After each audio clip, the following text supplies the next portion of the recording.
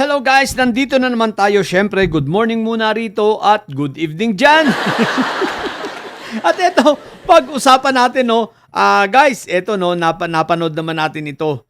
Ito yung huling tanong nitong si Auntie Petra dito kay, anong pangalan itong sa witness, kay Kalilong, na kung ano daw bang masasabi niya about dito sa statement ni Inday Sayad sa pagbabanta, ito ba ay absolute threat or conditional?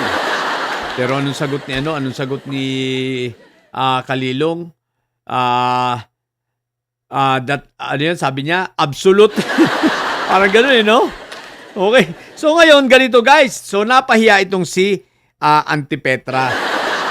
Alam nyo, ang katotohanan, guys, si Auntie Petra ay tumutulong na bilang sa paglo-lawyering. In short, itong pagiging hukom nitong hinayupak na tong si Auntie Petra, ibinabana niya at siya ay naglo-lawyering na kay Inday Sayad.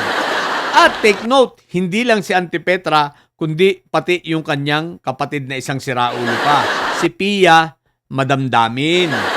Kasi nga, wala nang kapartner, wala na si Marco Tae, di ang kinuha na niyang partner talaga yung kapatid niya, di ba? So, pares na silang siraulo. Pero eto guys, no? Ang tanong, bakit niya kailangan mag-lawyering pa kay Inday Sayad kung magaling naman yung mga abogado? Ang sagot, di simple lang, ibig sabihin, mahina yung mga lawyers nitong si Inday Sayad. O di ba ga? Kasi kung magaling ang lawyers ni Inday Sayad, ba't ka pa mag-e-epal-epal diyang si, Auntie Petra? Ibig sabihin, hindi sila kontento sa pagko-cross-examine at sa talent at sa talino, no? Nitong mga abogado ni Inday Sayad. Kasi naman, paano ka naman makukontento, Auntie Petra? Feeling mo naman, super katalinuhan ka rin. Di ba? Super kagalingan. 'Di ba? Akala mo talagang ang galing-galing niya.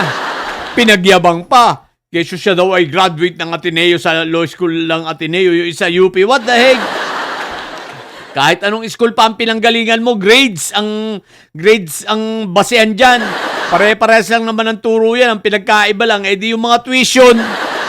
Hindi pala kayo bobo, di ba? Ngayon, pag nagkuha kayo ng bar, grades ang pinagbabasehan dyan. Kung ikaw ba ay matalino o hindi. Pero sa katulad dito si Kawatano, no? Kita mo naman, itong magkapatid dito. Pero very obvious, guys, na sila ay naglo-lawyering na. Kasi nga, hindi kaya nitong abogado ni Sayad. Magpadala ba naman ng mga OJT? Di ba? Sinunog lang. Sinunog ng isang seasoned lawyer. Ito si seasoned lawyer ito. Seasoned lawyer, di ba? Lawyer ito ni Miss Tapia aka Manay Lolit. Kaya seasoned lawyer naman si OJT.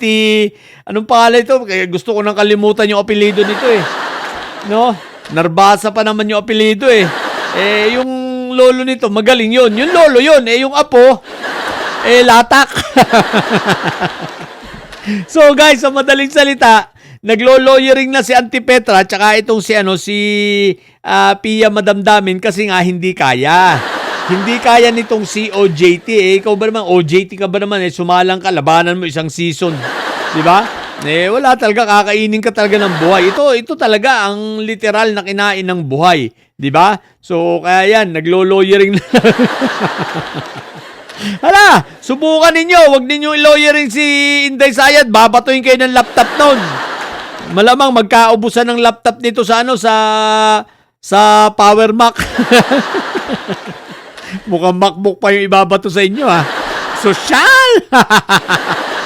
Pero ito, speaking of Pia Madamdamin, paano ko sinabing ito ay senadorang bobo? Okay, ganito yan. Simple-simple, Judge sila, senator judge, okay?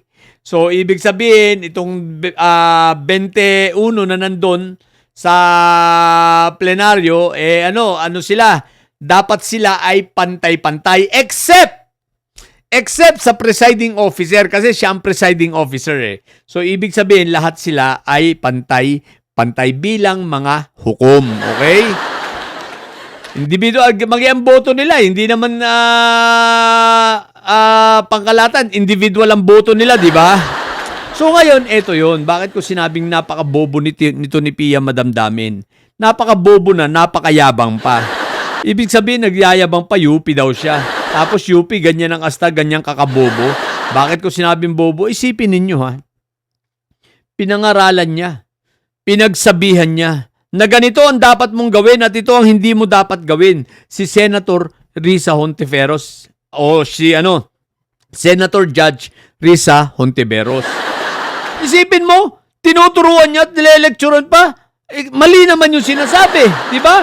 Ang ibig kong sabihin dito, hindi porke ikaw ay abogado, yung isa ay hindi abogado, hindi kayo pantay. Alalahanin ninyo, parehas kayong senador, parehas kayong senator judges, no? So, pantay kayo. At bakit mo pagsasabihan, uutusan, tuturuan at mag-iinarte ka? Pabayaan mo siya. May ano yun eh. May, anong tawag rito?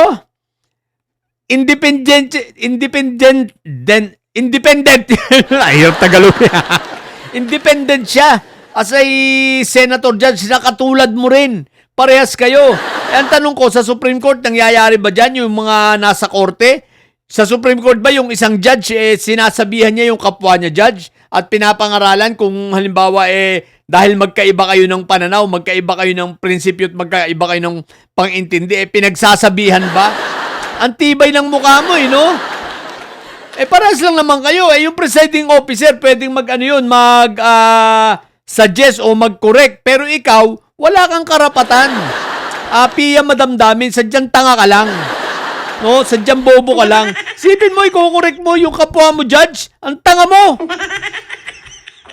Di ba? Saka anong pakialam mo doon? Judge din yun. Parehas lang kayong judge. Ngayon, nagyayabang ka, hinihika ka namang hinayupa ka. Alam mo guys, sa totoo lang, hindi ko alam kung ito ninenervyos sa tuwing tatayo. Wala tong walang confidence. Hindi to confidence sa sarili niya no? Kasi ninenervyos nangangatal, inahapo, hinihika. Alam niyo yun, ito yung mga senyales kapag hindi ka sigurado sa sarili mo sa ipagsasabi mo at punong-puno ka ng kabagan yan. Alam niyo kung bakit? Hindi niyo ba naobserbahan? Hindi naman siya dati ganyan Pag nagsasalita yan sa debate dyan sa plenary, hindi yan ganyan. Nagtaka nga ako, nagkaganyan yan. Ngayon, ibig sabihin, ito ay kinakabahan, ninenervyos at hindi sigurado sa mga pinagsasasabi niya. Sa madaling salita, mas lamang yung mga kasinungalingang itinatago niya at gusto niyang ilabas kasi kabado. Di ba? Tatanga-tanga putik na yan. Tapos, kung makapagsalita kay Senator Risa, what the heck? Baka akala mo naman, subukan mo sa susunod na election, kala mo mananalo ka pang hinayupa ka. Alalahanin mo, ang bumoto lang sa'yo, kaya ka nadala mga loyalista. Pinangampanya ka naming hinayupa ka. Pia Madamdamin, ngayon tablado ka na. Kayong dalawa ng kapatid mo dahil parehas kayong sira ulo. No? Parehas kayong walang kakwenta-kwenta, no? Nakakahiya sa inyong tatay, what the heck? Parang isa na lang yung mata yung Cayetano, si Linon lang. Kaya yun, itong dalawang lawyer ni Inday Sayad. Kaya ngayon, ilan yung lawyer ni Sayad? 16. Ngayon po ay 18 na. May additional na 2. Buti nga, nawala si Marco Tay. Kung nagkataon, 3 pa yan Magiging 19 yan, di ba ga? Kaya buti na lang, 18 na lang. What the heck? So, yan. Mga didilis, yung mga abogado ni Sayad, tatanga-tanga. At hindi na kaya tinutulungan na ng 2. Yun lang.